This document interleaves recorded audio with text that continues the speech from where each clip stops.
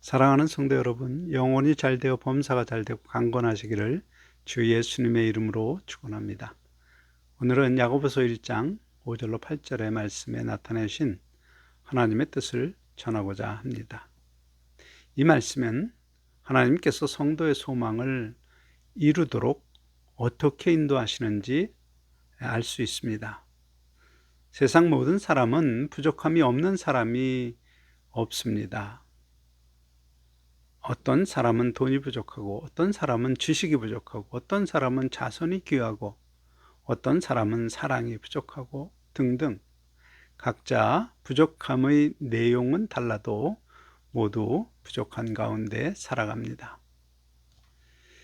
그런데 야고보서 1장 5절에서 8절의 말씀은 그 부족함을 채우기 위하여 무엇을 어떻게 하여야 하는지 가르치고 있습니다.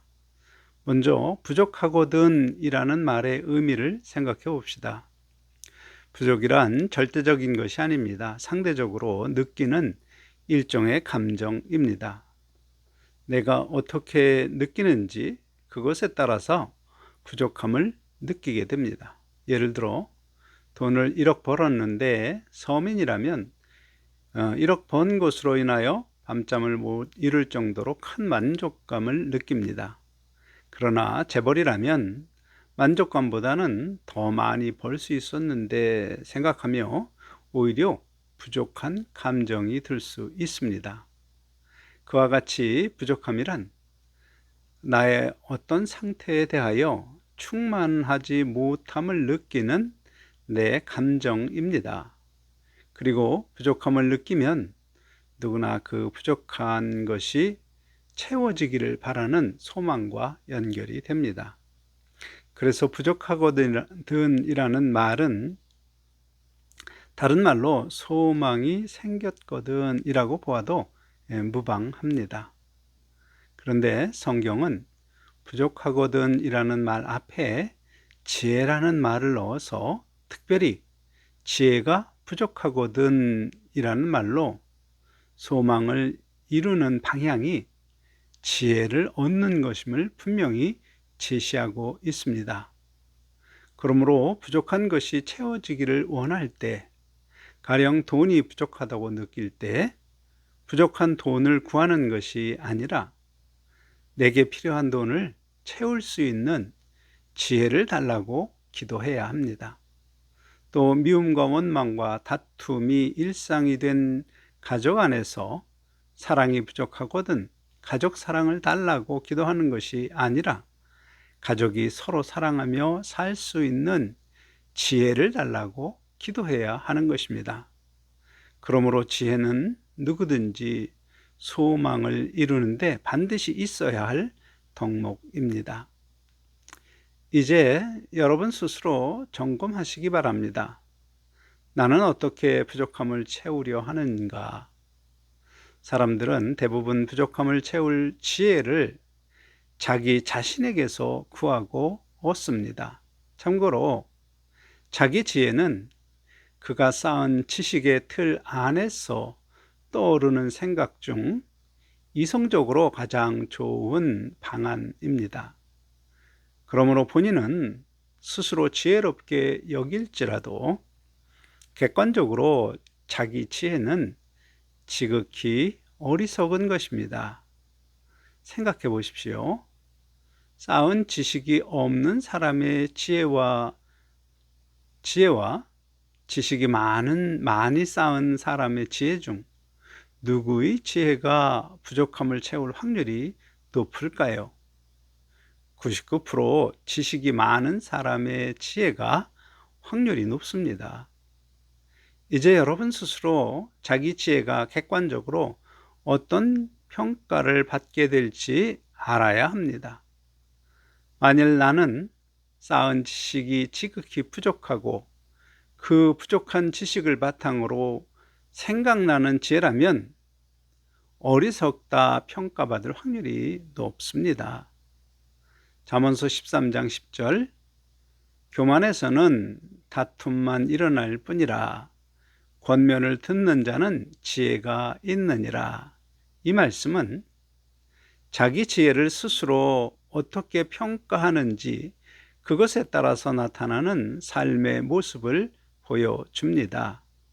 곧 자기 생각을 지혜롭게 여기는 교만은 문제를 해결하는 것이 아니라 다툼만 일어나게 하고, 스스로 쌓은 자기 지식이 없어 자기 지혜가 어리석음을 아는 사람은 다른 사람의 권면을 경청함으로 문제를 해결하는 지혜를 얻게 됨을 말합니다. 그러면 쌓은 지식이 없이 스스로 어리석음을 아는 사람이라면 누구에게 지혜를 구하여야 할까요? 모든 지식이 있는 분에게 지혜를 얻어야 모든 문제를 해결할 현명한 지혜를 얻을 수 있습니다. 모든 것을 아시는 분은 오직 한 분, 하나님뿐입니다. 그러므로 성경은 모든 사람에게 후히 주시고 꾸짖지 아니하시는 하나님께 구하라, 그리하면 주시리라 권면합니다. 사실 이 말씀은 권면을 넘어 약속의 말씀입니다. 그리고 무엇보다 반가운 것은 하나님께서 모든 사람에게 후히 주시고 꾸짖지 아니하신다는 사실입니다. 가령 봉사를 많이 했든지 주일 예배를 빠지지 않았든지 그런 조건이 없고 단지 요구하는 것은 야고보서 1장 6절 오직 믿음으로 구하고 조금도 의심하지 말라입니다. 곧 믿음으로 구하는 것이 필수 조건입니다. 무엇을 믿는 것입니까? 부족한 것을 채울 수 있는 지혜를 내가 구하면 합당한 지혜를 주시는 하나님이심을 믿는 것입니다.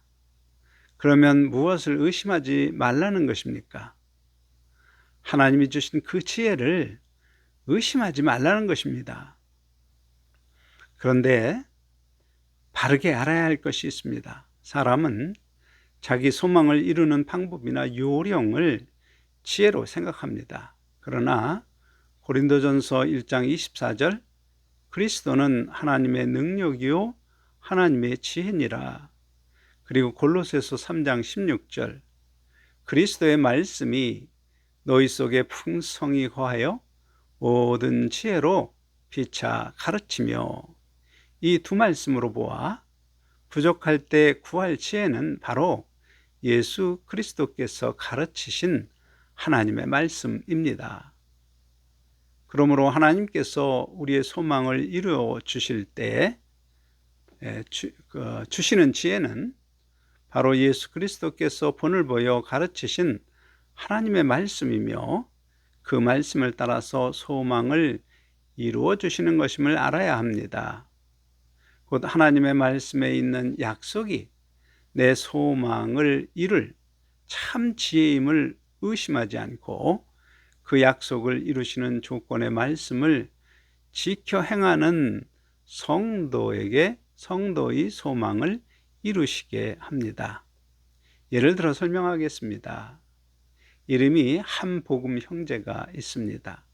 그는 복음 전파를 사명으로 받았습니다. 그런데 군인으로 그 사명을 위하여 권세 있는 지휘가 필요함을 느껴서 한복음 성도는 지휘관이 되어 휘하 부대원들을 복음으로 무장된 하나님의 군대를 이루는 소망을 품었습니다. 포대장, 대대장, 여단장, 사단장 같은 지휘관이 되려면 당연히 매번 진급이 되어야 가능합니다. 그래서 진급하는 지혜를 달라고 기도합니다. 곧 그가 하나님께 진급하는 지혜를 달라고 기도하는 것은 내 지혜는 어리석음을 인정하고 하나님께서 주시는 지혜만이 나로 진급하여 지휘관으로서 복음으로 무장한 부대로 성장하게 될 수 있음을 믿는 것입니다. 그것이 믿음으로 구하는 것입니다. 그렇게 하나님 앞에 믿음으로 구하던 어느 날 잠언서 12장 27절 사람의 부귀는 부지런한 것이니라, 이 말씀을 듣고 귀한 지휘관이 되려면 부지런해야 한다는 말씀이 진리로 그의 마음에 새겨졌습니다. 그것이 하나님의 응답이자 하나님의 주신 지혜입니다. 곧 내가 부지런히 살면 내가 존귀한 자가 되도록 이루어 주시겠다는 약속임과 동시에 그 말씀은 진급하는 지혜입니다. 그러면 이제 한복음 성도 앞에 선택이 놓인 것입니다. 그 지혜를 따라 부지런하게 살 것인지, 아니면 현재 습관대로 내 육체의 정욕 만족을 요구하는 죄의 요구에 복종하여 게으르게 살 것인지, 약속의 말씀을 믿음으로 부지런한 사람으로 살면 마음의 소망, 곧 바라본 지휘관이 되어 휘하 부하들이 기독교 가치관을 가지도록 힘쓰며 살 때 어느 날 12,000명이 강력한 하나님의 군대를 지휘하는 12,000명의 강력한 하나님의 군대를 지휘하는 사단장이 되어 있는 것입니다. 곧 그 마음에 두셨던 소망대로 부대 전체의 복음화를 위하여 최선을 다하고 있는 자신을 발견하게 됩니다. 그런데 의심을 품는다는 것은 말씀보다 내 지혜를 믿는 것입니다. 예를 들어 부지런하다고 진급할 수 있나? 윗사람에게 잘 보여야지. 그와 같이 말씀과 다른 생각이 내 마음에 들어왔을 때 그 생각을 받는 것이 의심입니다. 그러므로 약속의 말씀대로 부지런한 생활 습관을 만들기보다는 자기 생각을 따라 아부 잘하는 사람이 되려고 한다면 그것이 의심의 결과입니다. 그런데 영적으로 중요한 것이 있습니다. 나로 하나님 말씀을 의심하게 하는 것은 사탄의 역사라는 사실입니다. 사탄의 전략은 아주 교묘합니다.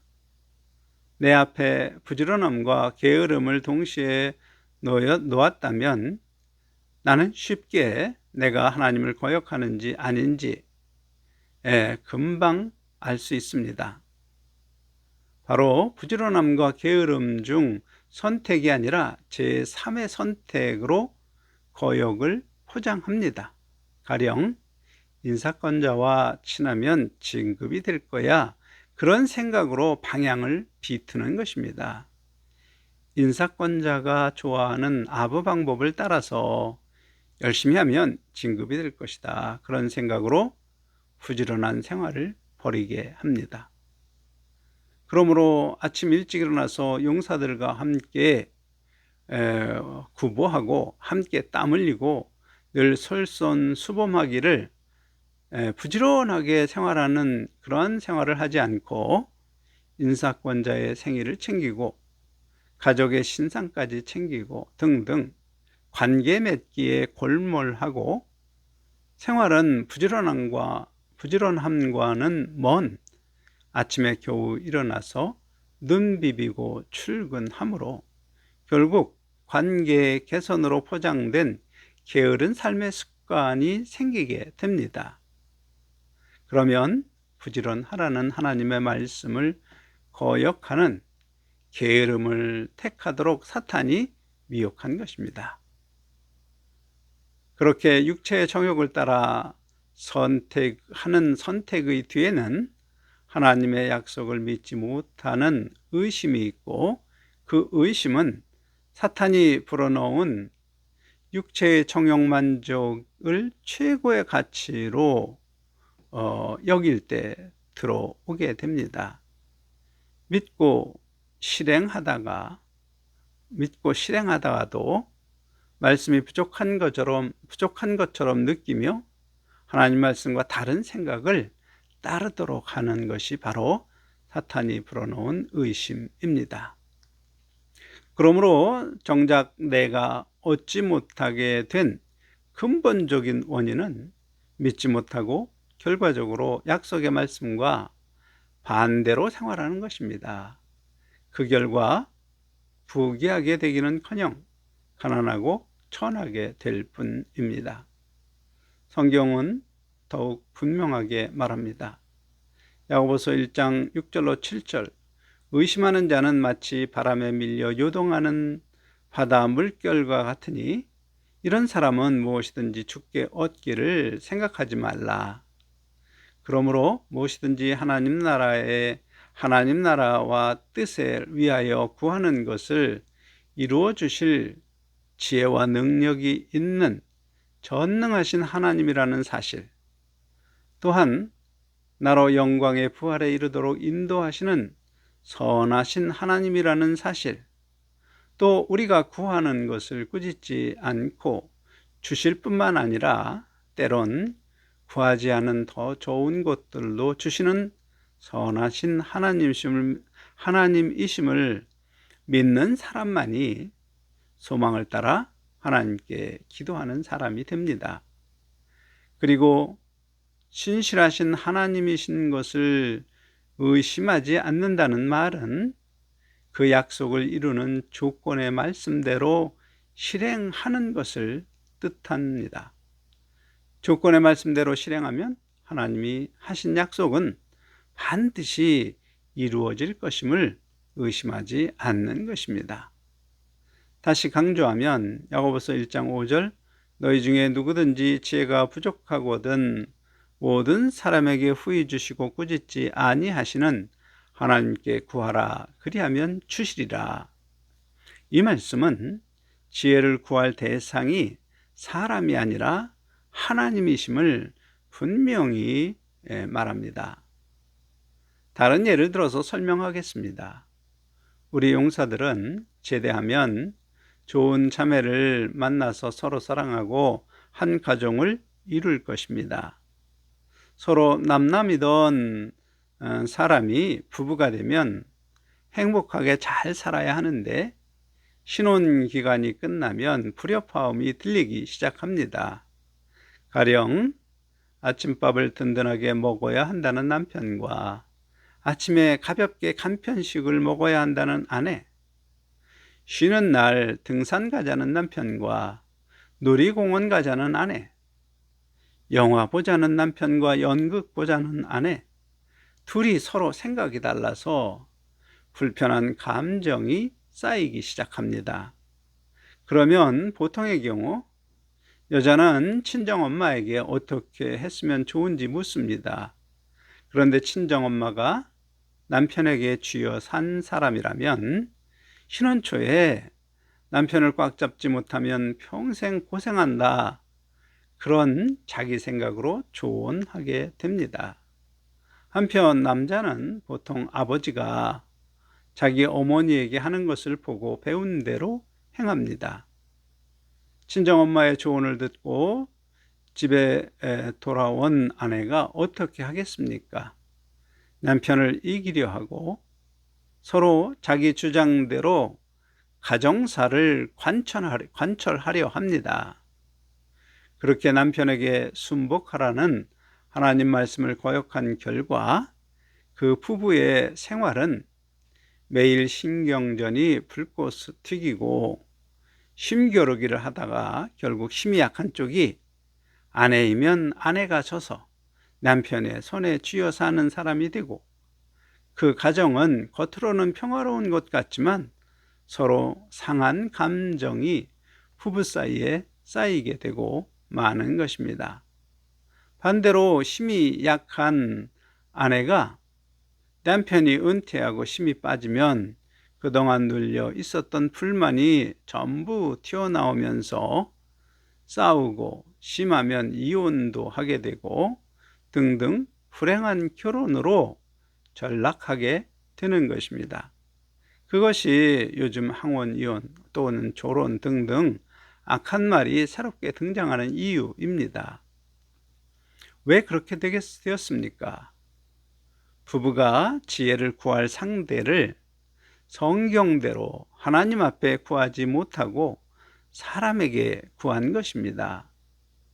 사람이 주는 지혜는 결코 악한 사탄의 함정을 무너뜨리지 못합니다.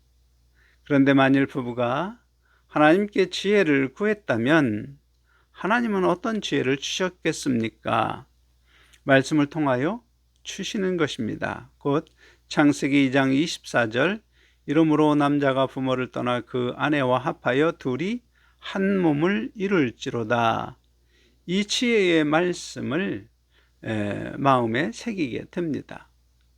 말씀에 순종한 남편은 먼저 자기 아버지에게서 보고 배운 가치관을 떠나는 것이 진리임을 인정하고 자기 생각을 고집하지 않고 아내의 말을 경청하며 그 말에 담긴 의도가 양심에 꺼리끼지 않으면 그 의도대로 이루어지도록 힘을 더하게 됩니다. 그렇게 하면 부부가 서로 감정과 지식과 의지가 같아지게 됩니다. 그것이 바로 아내와 연합하여 한 몸이 된다는 의미입니다. 사실 아내의 입장으로 남편이 자기 말을 경청하는 것만으로도 사랑을 느끼며 남편에게 감사합니다. 그러므로 그렇게 경청해주고 남편이 아내의 말을 존중하여 가정의 대소사를 결정하면 아내가 그 남편의 권위를 존중하고 그러면 어느새 서로 감정과 이성과 지혜가 같아지는 한 몸을 이루게 되어 부부 생활은 깨소금 맛이 나는 행복한 삶이 되는 것입니다. 사랑하는 성도 여러분, 무슨 부족함을 느끼든지 부족함을 느낄 때마다 언제든지 하나님께 지혜를 구할 수 있기 바랍니다. 하나님은 결코 꾸짖지 아니하시고 최고의 지혜, 곧 진리를 우리에게 알려주시는 분입니다. 하나님이 주시는 지혜로 여러분의 소망을 이루는 성도 여러분이 되시기를 주 예수님의 이름으로 축원합니다. 아멘.